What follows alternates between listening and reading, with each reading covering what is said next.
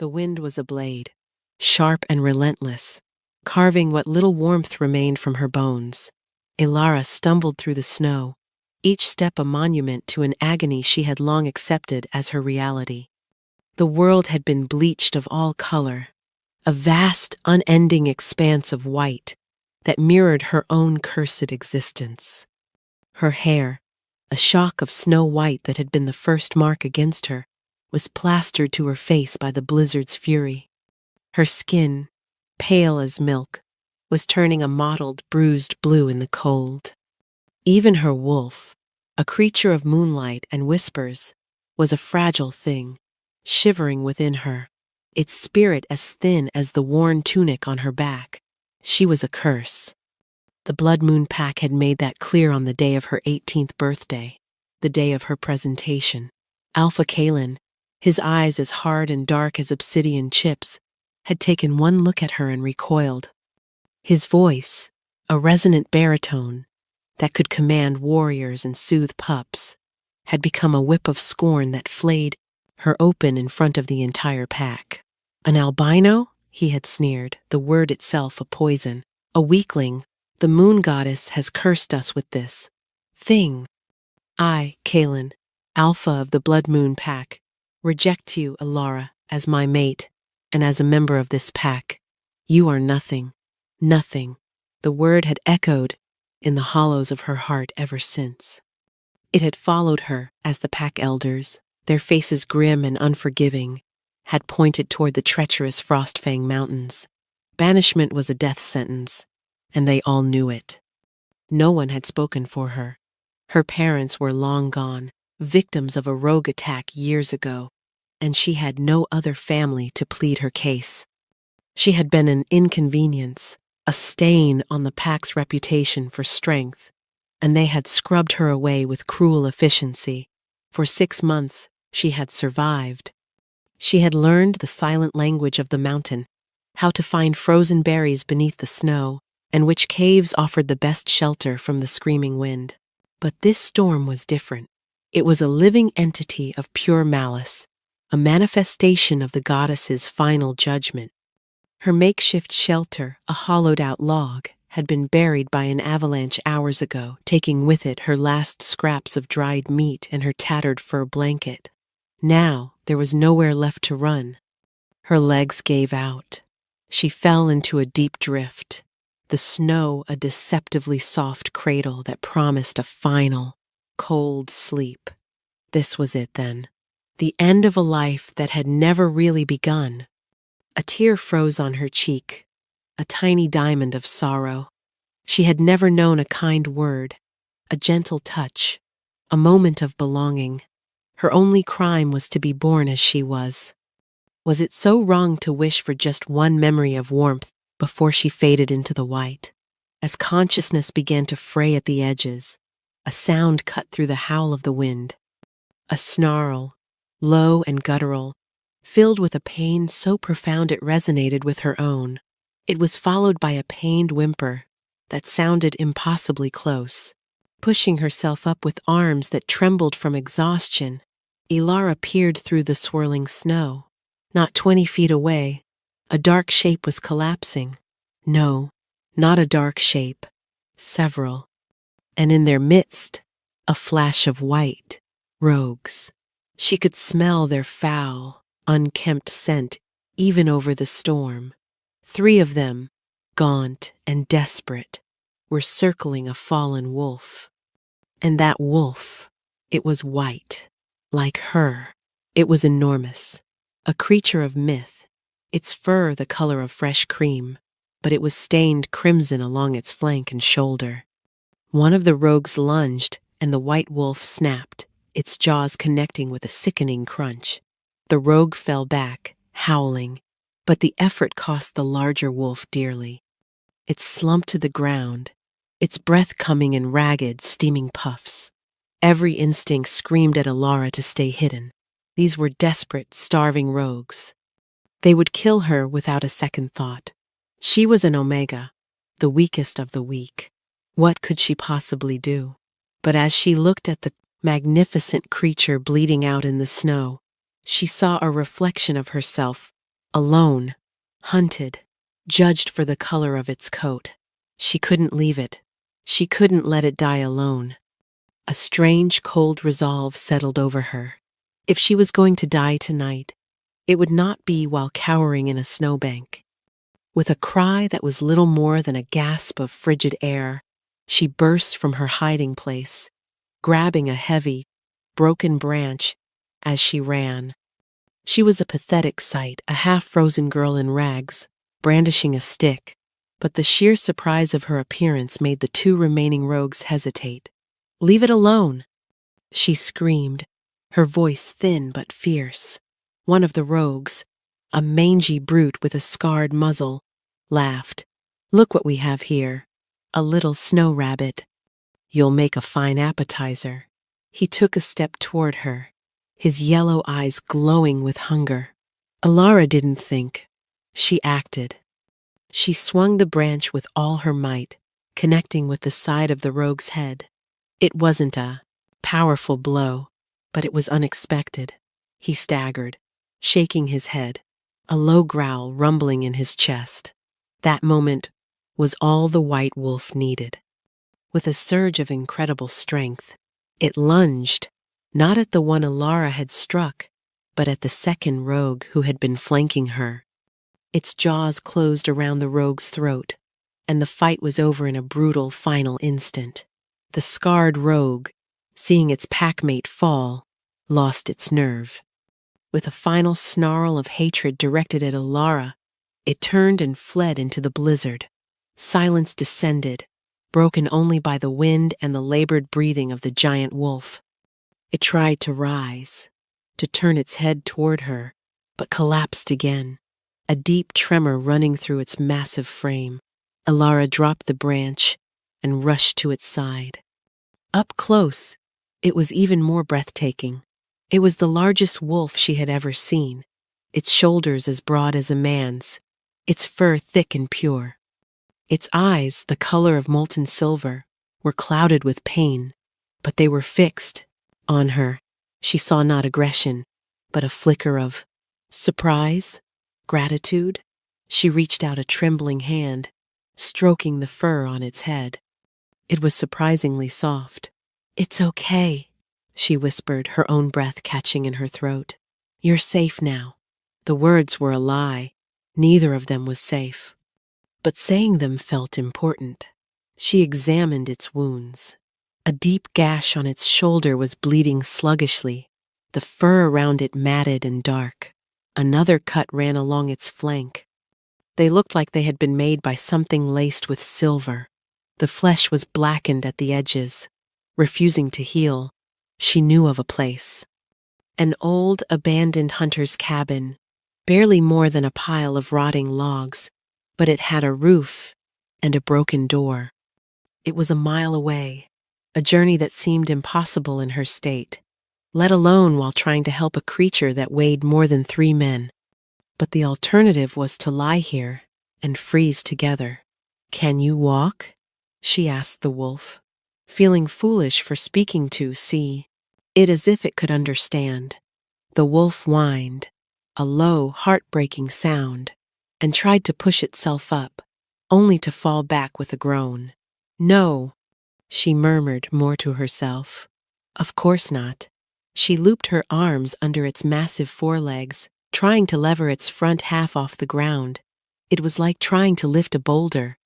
Her muscles screamed in protest. Her vision swam with black spots. But the silver eyes of the wolf never left her face. In them, she found a strange, unfamiliar strength. Gritting her teeth, she heaved, her feet slipping in the snow. The wolf seemed to understand, pushing with its hind legs, and together they staggered forward. The journey was a blur of white agony. Every step was a battle.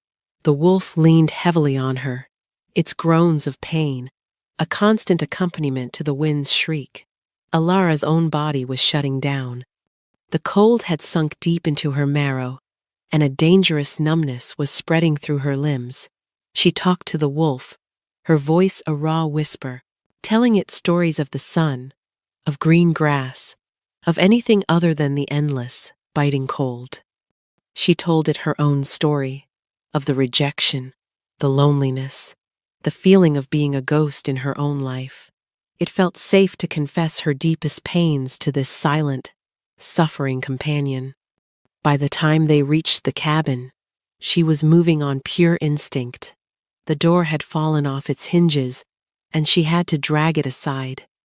Inside, it was dark and smelled of damp earth and decay, but it was blessedly out of the wind. She collapsed onto the dirt floor, the wolf slumping down beside her. For a long moment, they both lay there, gasping for breath in the frigid darkness. But she couldn't rest. The wolf's breathing was growing shallower. She fumbled in the small pouch at her belt, her fingers stiff and clumsy.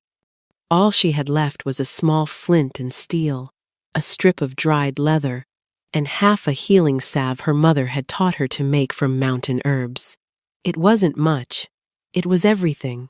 She managed to spark a tiny flame, using splinters she tore from the cabin wall as kindling. The fire was pitiful, a flickering orange eye in the gloom, but it was life. She gently cleaned the wolf's wounds with melted snow, her touch as light as she could make it. The silver poisoning was bad. The flesh was cold and dead. Looking. Her small pot of salve wouldn't be enough, not nearly, but she applied it all, murmuring soft words of encouragement. With the last of her strength, she dragged her own thin blanket over the wolf's body. It barely covered its massive shoulders. She curled herself into a tight ball against its back, hoping her meager body heat could offer some small comfort. The wolf shifted, letting out a soft rumble that vibrated through her and draped its heavy tail over her legs. It was a gesture of protection, of shared warmth.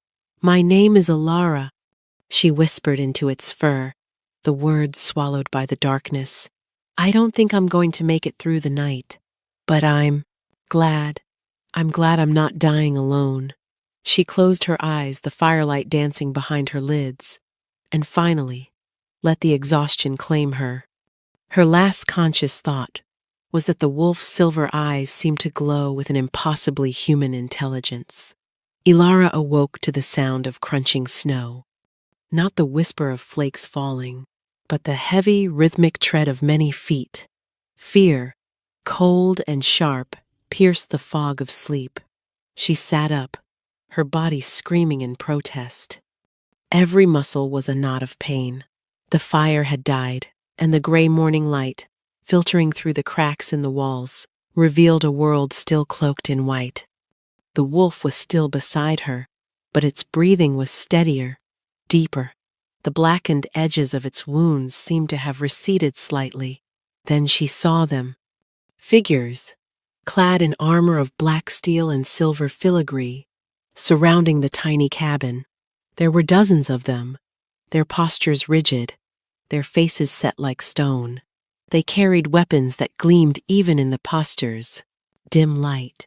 These were not rogues. They were warriors, disciplined and deadly. A crest on their armor, a howling wolf silhouetted against a shattered moon sent a fresh wave of terror through her.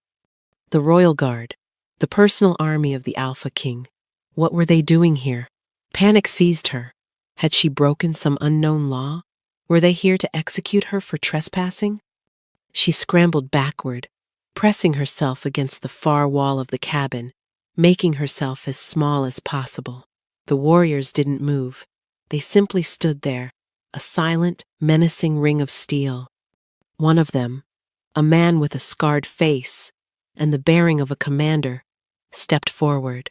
He peered into the gloom of the cabin, his eyes widening slightly as he saw the giant white wolf. Then his gaze fell on Alara, and his expression hardened. "Step away from him," he commanded, his voice a low growl. Before Alara could respond, a low rumble came from beside her. The white wolf was stirring. It lifted its head, its silver eyes clear and alert. It looked at the warriors outside, then turned its gaze to Alara, who was trembling against the wall. A soft whine escaped its throat, a sound of reassurance. Then, to her utter astonishment, it began to change. Bones cracked and shifted, fur receded into pale skin, and the lupine form elongated and reformed with a fluid grace that defied nature. Where the giant wolf had lain, a man now knelt.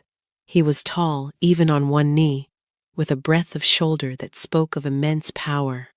His hair was the same pure, snow white as his wolf form, cascading over his bare shoulders, and his eyes, they were the same molten silver, intelligent and piercing. He was naked, his body a roadmap of corded muscle and old scars, but he seemed utterly unconcerned by the cold or his state of undress. He was also an albino. The commander outside dropped to one knee. "My king," he breathed, his voice filled with awe and relief. The other warriors followed suit, a wave of kneeling. Steel, king, the Alpha King, Lycaon, the Shattered Moon King, ruler of all the northern territories, a figure of legend whispered about in terrified awe. He was said to be a phantom, a warrior of unmatched ferocity, who had united dozens of warring packs under his banner. And she had saved him. She had huddled with him for warmth and confessed her miserable life story to him. The thought made her stomach clench with a new kind of fear, one that bordered on hysteria. The king ignored his men. His attention was entirely on her. He rose slowly to his feet, a warrior offering him a heavy fur cloak, which he wrapped around his waist. "You are safe," he said, his voice, a deep, resonant bass that vibrated through the very logs of the cabin. It was a voice that held the weight of mountains and the command of thunder, yet it was gentle. He took a step toward her. Alara flinched, pressing herself harder against the wall. He stopped immediately. "I will not harm you," he said, holding up a hand. "You saved my life."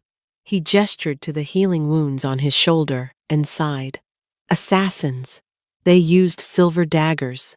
It weakened me, forced a shift. I would have died in that storm if not for you." His silver eyes scanned her, taking in her ragged clothes, her gaunt frame, the bruises the cold had left on her skin. A muscle worked in his jaw. "What is your name?" Alara," she stammered, her voice barely a whisper. "Alara," he repeated, tasting the name. His gaze was so intense, it felt as though he were looking directly into her soul, seeing every crack and flaw, every scar left by Kalen's rejection. He took another slow step forward, and this time she didn't flinch away. There was an invisible pull, a current flowing between them, that was both terrifying and strangely comforting. He stopped an arm's length away, his eyes softening with an emotion she couldn't dare to name. "Mate," he said. The word was not a question. It was a statement of fact, a declaration that changed the very fabric of the world. The cabin fell silent. The wind outside seemed to hold its breath. Alara's mind went blank, wiped clean by that single, impossible word. Mate. The word was a fairy tale, a cruel joke. The moon goddess had already given her a mate, and he had thrown her away like trash. The bond had been severed, a ragged, weeping wound in her soul that had never healed. It couldn't happen again. It was impossible. "No," she whispered, the denial automatic, instinctual. She shook her head, her white hair flying around her face. "No, you're mistaken. I can't be." The king's expression didn't change. There was no anger, no disappointment, only a deep, unwavering certainty. "The bond is here," he said, his voice rumbling with conviction. "I felt it the moment you touched me in the snow. It hums between us now. You must feel it too." She did. Now that he had named it, she could feel it, a faint golden thread stretching from her chest to his, a fragile warmth in the frozen landscape of her heart. But it felt wrong. It felt like a trap. Hope was a more dangerous predator than any rogue. I'm broken, she insisted, tears welling in her eyes. The shame of her past came rushing back, a toxic flood. I was rejected. I'm a curse, an albino omega from a backwater pack. I'm worthless. You're the Alpha King. You need a strong Luna, a warrior, a noble she-wolf. Not me. The words tumbled out. A desperate confession meant to push him away, to save herself from the inevitable pain of another, greater rejection. Lycaon listened patiently, his silver eyes never leaving her face. When she fell silent, choking on a sob, he closed the remaining distance between them. He knelt before her, so that their eyes were level. The Alpha King, ruler of the North, was kneeling in the dirt before a banished Omega. The sight was so incongruous it stole her breath. Worthless? He murmured, his voice laced with a fury that was not directed at her. You, who faced down two starving rogues with nothing but a stick to defend a stranger? You, who used your last resources, your last bit of warmth, to save a life when you yourself were on the brink of death. Elara, what you call weakness, I call the truest form of strength. What your pack called a curse. He reached out and gently touched a lock of her white hair. I call a mark of destiny, a sigil of the moon that we share. He held her gaze, and in the depths of his silver eyes, she saw not pity, but reverence. The moon goddess does not make mistakes, he stated, his voice ringing with absolute authority.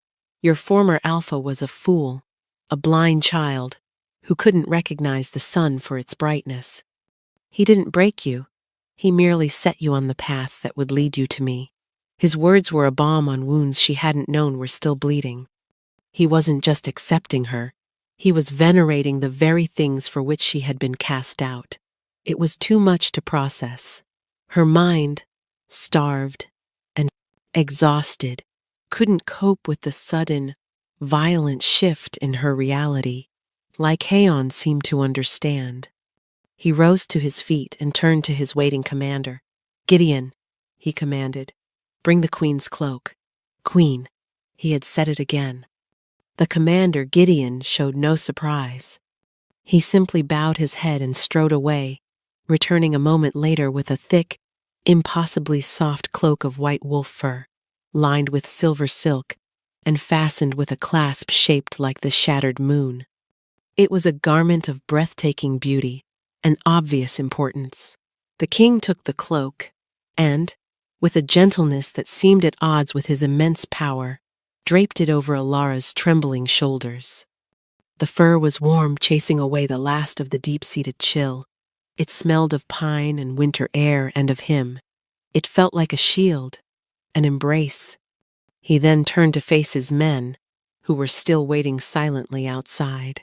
Elara, wrapped in the impossibly warm cloak, stood slightly behind him, feeling small and hidden.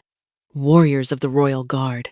Lycaon's voice boomed, echoing across the snow-covered landscape.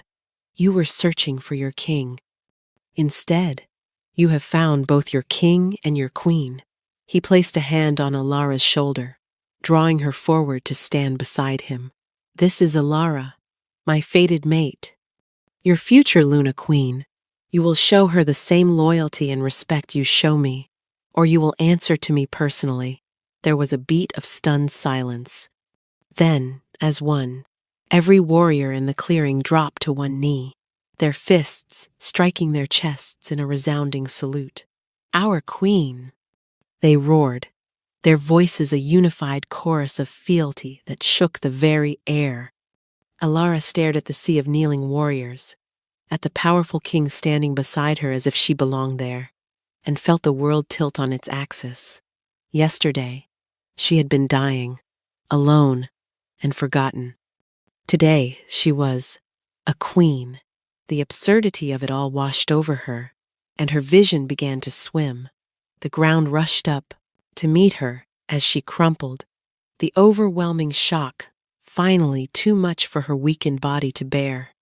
Strong arms caught her before she hit the ground, and she was lifted into an embrace that felt as solid and unyielding as the mountain itself. The last thing she heard before darkness claimed her was the king's voice, soft and filled with concern, whispering her name. Waking up was a slow, gentle process, like surfacing from a deep, calm lake. The first thing Alara registered was the warmth. It was a profound, bone-deep heat that she hadn't felt in so long she had almost forgotten its existence. She was lying on something impossibly soft, nestled under layers of furs that felt like spun clouds. A fire crackled merrily in a large stone hearth nearby, casting a warm, flickering glow across the room. She opened her eyes. She was in a vast chamber, its walls carved from pale stone and hung with rich tapestries depicting epic hunts and starry skies.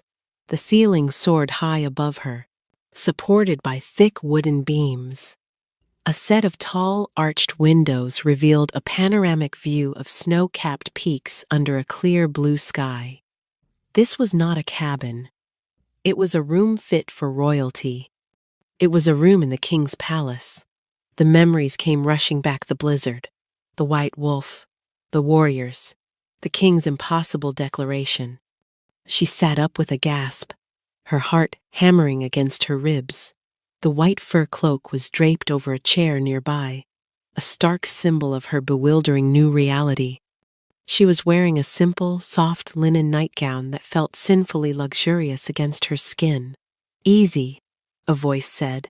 Lycaon was sitting in a carved wooden chair near the fire, a book open in his lap. He had been watching her. He was dressed now, in a simple black tunic and trousers that did nothing to hide the powerful physique beneath. His white hair was tied back from his face, emphasizing the sharp, aristocratic lines of his cheekbones and jaw. He looked every bit the king of legend. "The pack. Healers said you were suffering from extreme exhaustion and exposure. She gave you a tonic. You have been asleep for a full day." He rose and came to the bedside, pouring a cup of water from a silver pitcher on a nearby table. He handed it to her, his large hand careful not to touch hers, as if he sensed she was still a frightened animal, poised to bolt. She took it, her fingers trembling, and drank deeply. The water was cool and clean, and it soothed her raw throat. Where are we?" she asked, her voice hoarse. "My citadel." "Silvercrest," he answered, his gaze soft. "It is the heart of the northern territories. You are safe here." Safe. The word felt foreign. She had never been safe.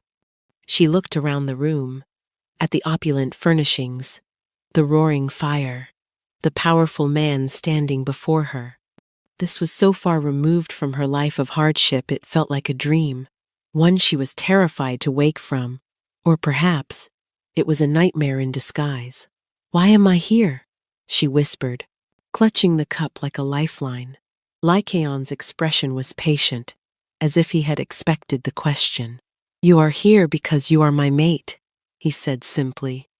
"This is your home now." "But I can't be," she protested, the old arguments rising to her lips. I'm not fit to be a queen. The people will not accept me. I'm a weak omega, a cursed albino. My people will accept whom I tell them to accept," he stated, a hint of steel entering his voice. "And you will stop calling yourself weak and cursed. It is an insult to the goddess who chose you, and it is an insult to me," he sighed, the hardness leaving his face as quickly as it had appeared. He pulled a small stool closer to the bed and sat down, leaning forward with his elbows on his knees. "Alara, I have been Alpha King for over a century," he said, his voice dropping to a more intimate tone. "I have waited for my mate all that time. I have met countless noble, born wolves, powerful alphas, beautiful and cunning lunas. From other packs, none of them were her. I began to believe the goddess had forgotten me, that I was destined to rule alone. Then, at my weakest moment, When I was bleeding out and freezing in a storm, she sent me you." He looked at her, and his silver eyes held a raw vulnerability that stunned her. "She did not send me a warrior to fight for me. She sent me a healer to mend me. She did not send me a noble to stand beside my throne.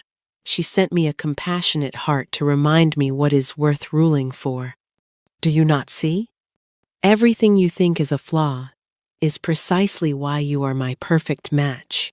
His words were a beautiful, seductive song, and a part of her, a foolish, starved part, wanted desperately to believe them. But the scars on her soul were deep. Kaylin's rejection had been more than just words. It had been a fundamental breaking of her spirit, a confirmation of every fear she'd ever had about herself. How could she trust this? How could she believe that the Alpha King himself would want what her own Alpha had so publicly despised? "You don't know me," she said, looking down at her hands. "You might feel the bond, but when you see what I truly am, you will change your mind. You will reject me, just like he did." The last words were a choked whisper. Lycaon was silent for a long moment. When he spoke again, his voice was dangerously quiet. "I am not him." He stood up and paced before the fire, his movements like those of a caged panther. "The bond is fated, Alara, but your acceptance of it must be your choice. I will not force you. I will not drag you to a mating ceremony. I will earn your trust.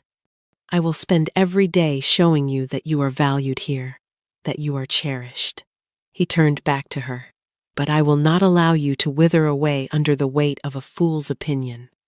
You will eat, you will rest, and when you are stronger, you will walk these halls as my honored guest. You will see what it means to be Luna of this pack, and you will decide for yourself if this is a life you can accept." Over the next few weeks, Lycaon was true to his word. He gave her space, but he was a constant, steady presence. He would invite her to join him for meals in his private dining room, simple affairs where they spoke of trivial things. He asked her about the plants of the mountains, and he listened with genuine interest as she described the healing properties of herbs she had used to survive. He never once mentioned the mate bond, but it was a constant, humming undercurrent between them, a golden thread that grew stronger with each passing day. The palace staff treated her with a deference that left her perpetually uncomfortable. Maids brought her beautiful gowns of velvet and silk in shades of cream, silver, and winter blue. Chefs prepared meals that made her weep with their richness after a lifetime of near starvation. Guards bowed their heads as she passed, murmuring, "My Luna." At first she would flinch and try to hide, but Lycaon's quiet encouragement gave her a sliver of confidence. He took her on a tour of the citadel. It was a city in itself, carved into the mountain, a marvel of werewolf engineering. He showed her the vast libraries, the training grounds where warriors honed their skills, the greenhouses that grew food even in the depths of winter. He showed her the pack's children, running and playing in a sun-drenched courtyard, and she saw a softness in his eyes that made her heart ache. She began to see the man behind the king. She saw his dedication to his people, his sharp intelligence, his loneliness. She saw the way his guards respected not just his power, but his wisdom.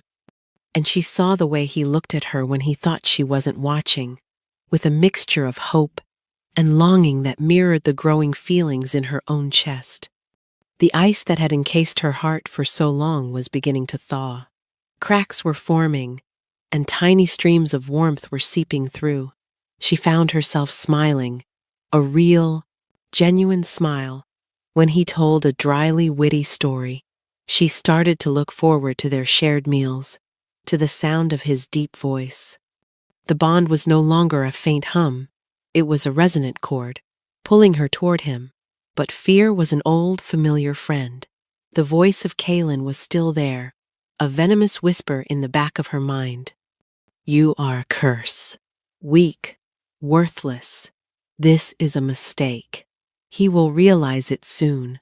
She was terrified of letting herself feel, of opening herself up to the possibility of being hurt again. The fall from this height would be so much greater, so much more final. So she hesitated, trapped between the desolate wasteland of her past and the terrifying, beautiful promise of a future. She didn't know which one she was more afraid of. The day the delegation arrived from the Blood Moon Pack, the air itself seemed to grow heavy. Ilara was in the palace's winter garden, a magnificent glass atrium filled with hardy mountain flowers, when she heard the announcement. Lycaon's head of protocol, a stern she-wolf named Serena, was informing him that the tribute party from the south had arrived. The name of their alpha struck Ilara like a physical blow. Kaelin. Her blood ran cold. He was here, in this place, her sanctuary. The warmth she had so carefully nurtured over the past weeks vanished, replaced by the familiar, soul-deep chill of terror. Her breath hitched, and the beautiful flowers around her seemed to wilt and turn gray. She had to hide. He couldn't see her. If he saw her, he would. He would what? Laugh at her? Drag her back? The rational part of her mind knew Lycaon would never let that happen, but the fear was not rational. It was a primal, ingrained response to her tormentor. She turned to flee, to run back to the safety of her rooms, but it was too late. The delegation was being led through the gardens on their way to the throne room, and Kaelin was at their head.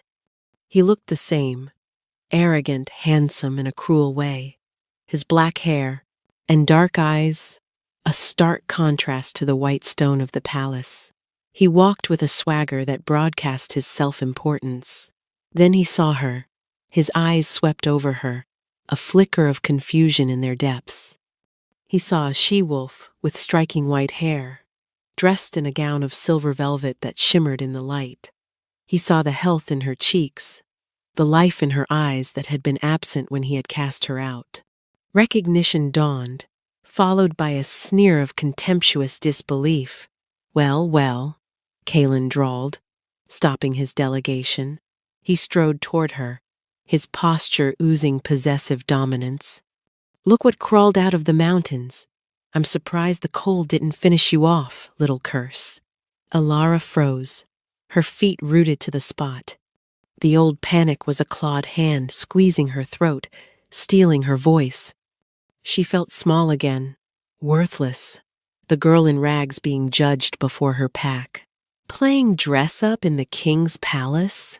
He continued, his eyes raking over her insultingly. Don't tell me you came here to beg for scraps.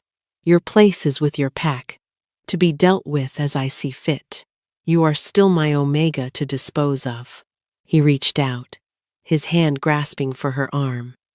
Come, you will explain yourself. Ilara flinched back violently, a small cry escaping her lips. His touch felt like a brand, searing the memory of his cruelty back into her skin. I would advise you to remove your hand, Alpha Kaelin. The voice was quiet, almost conversational, but it cut through the air like a shard of ice. Lycaon had appeared at the end of the colonnade, seemingly out of nowhere. He stood with his arms crossed, his silver eyes not angry but chillingly calm. It was a calmness that promised devastating violence. Kaelin snatched his hand back as if burned. He hadn't noticed the king's approach. He straightened up, trying to recover his swagger, though a flicker of unease crossed his face. Your Majesty, he said, inclining his head in a shallow, barely respectful bow. I was just retrieving a stray from my pack.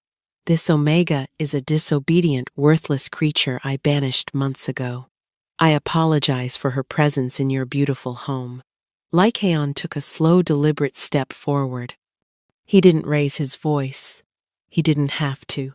The sheer force of his presence was suffocating, a crushing weight of power that made the air crackle. You apologize for her presence, he repeated, his voice dangerously soft. You call her a stray. Worthless. He came to stand beside Ilara, placing a protective hand on the small of her back. The warmth of his touch was a grounding force, a silent anchor in the storm of her fear. "Let me tell you what I see," Lycan said, his silver eyes boring into Kaelin's. "I see a she-wolf of such profound strength and compassion that she risked her own life to save mine. I see a heart so pure, the moon goddess herself chose to mark her as a gift. The gift you were too blind, too arrogant, and too stupid to recognize." Kaelin paled. His eyes darted. From Lycaon to Alara and back again, confusion and dawning horror warring on his face. "A gift? Your Majesty, you don't understand. She's an albino. Her wolf is weak. She's a curse on my bloodline." "She is not a curse," Lycaon snarled, and for the first time his control slipped, revealing the raging beast beneath. "She is my mate." The word hit Kaelin like a physical blow. He staggered back, his face a mask of utter shock and disbelief. The members of his delegation gasped, their eyes wide with terror, as the implication of their alpha's actions crashed down upon them. They had allowed their alpha to banish and condemn the fated mate of the Alpha King. "You threw away a diamond, convinced it was a worthless stone," Lycaon continued, his voice dropping back to that terrifying low growl. "You had the singular honor of being blessed by the goddess with a queen, and you cast her out into a blizzard to die. You are not an alpha. You are a fool." With that, Lycaon unleashed his power. It wasn't a shout or a physical attack. It was a silent, irresistible wave of pure dominance that slammed into the Blood Moon pack. Kaelin cried out and fell to his knees, his hands pressed to the ground as if trying to hold himself up against a hurricane. His entire delegation collapsed with him, groveling on the pristine stone floor of the garden, whimpering in submission. "You will kneel before your queen," Lycaon commanded, his voice ringing with absolute authority. He gently guided Alara to stand in front of him. "You will look at her, and you will beg for the forgiveness you do not deserve." Kaelin trembled, his head bowed. He couldn't lift his eyes. He was utterly broken, his pride and arrogance stripped away, leaving only a pathetic, terrified wolf. Watching him, something inside Alara finally let go. The fear, the shame, the years of feeling worthless, it all dissolved in the face of Lycaon's fierce, unwavering defense. He hadn't just protected her, he had validated her. He had shown her abuser for what he was, and held her up as something precious. The walls of ice that had guarded her heart for a lifetime didn't just crack. They shattered into a million pieces, washed away by a flood of overwhelming emotion. Tears streamed down her face. But for the first time in her life, they were not tears of pain or sorrow. They were tears of relief, of catharsis, of a profound, earth-shattering gratitude. She was not a curse. She was loved. She was cherished. She was a queen. Later that evening, after Kaelin and his humiliated delegation had been unceremoniously dismissed from the citadel with a dire warning never to return, Alara found Lycaon standing on a balcony overlooking the moonlit mountains. The air was crisp and cold, but she felt nothing but the warmth that now bloomed permanently in her chest. She came to stand beside him, wrapped in the white fur cloak he had given her. They stood in comfortable silence for a long time, watching the stars glitter like diamond dust against black velvet. The world felt quiet, peaceful, as if it were holding its breath just for them. The constant hum of the bond between them was now a strong, steady song, a melody of belonging. "Thank you," she said softly, her voice clear and strong. He turned to look at her, his silver eyes luminous in the moonlight. "For what? Defending my mate? Protecting what is mine? It was my duty and my honor." "No," she said, shaking her head.